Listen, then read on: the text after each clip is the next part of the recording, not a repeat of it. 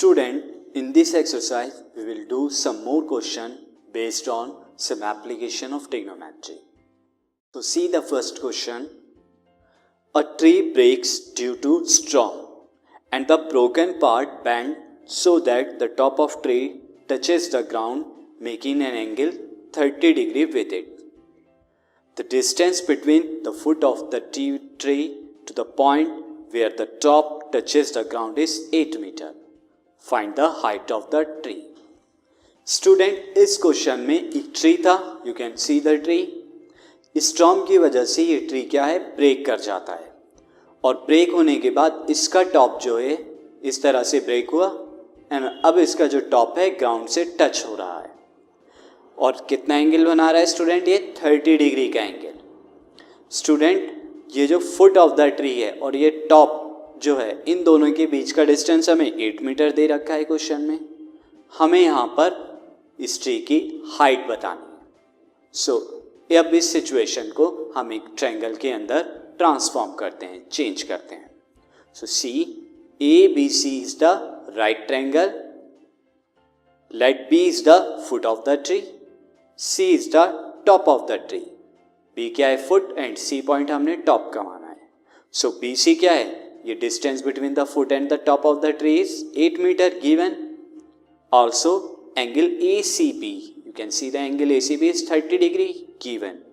Now tree breaks at point A, so its height will be AB plus AC. तो हमें ये दोनों चीज़ें निकालनी होंगी, तब हमें हाइट आएगी.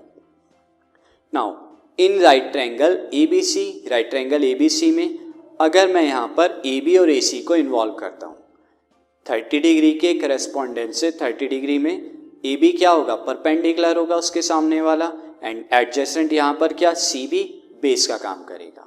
तो अगर मैं AB अपॉन CB लिखता हूँ, दैट इज 10 30 डिग्री.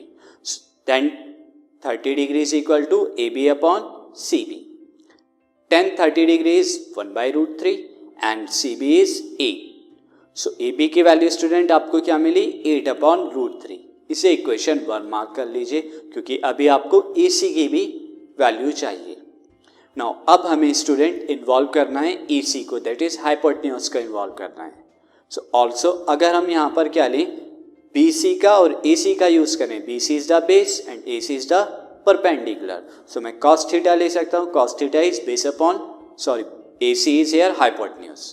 तो मुझे बेस का और हाइपोटेन्यूज का यूज करना है. तो अगर मैं cos 30 डिग्री लेता हूँ, that is base upon hypotenuse.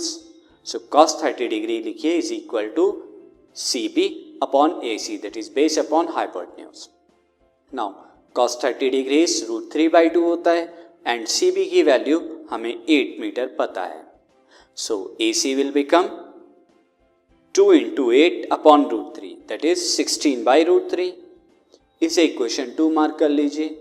Now height of tree is AB plus AC.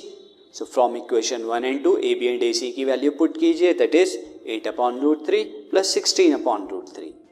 LCM लेंगे तो ये क्या हो जाएगा, 8 plus 16/√3, that is 24/√3. स्टूडेंट, इसे फर्दर 24 को हम क्या लिख सकते हैं, 3 × 8/√3. नाउ √3 ने 3 को डिवाइड किया तो कितना बचा न्यूमरेटर में, √3. So answer will be height of the tree is 8√3 metre. So question is completed.